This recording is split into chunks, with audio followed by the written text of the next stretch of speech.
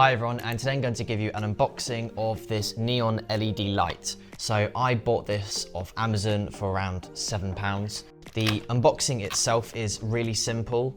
We have not really that much. The only thing we have is on the back some other patterns and designs, and also it comes in lots of different colors.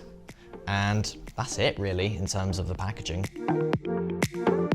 So we obviously have the light itself.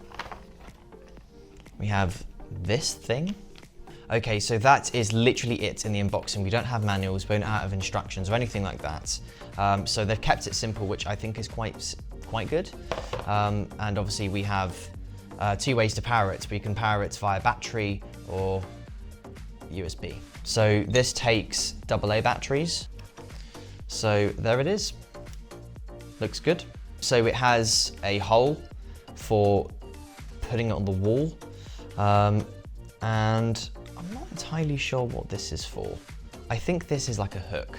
Yeah, it's not very clear what this is actually for. So some of you will be wondering whether you can power this over a power bank. So let's give it a try. I've got a PowerEd 10,000 milliamp battery here. And yes, you can power this using a power bank.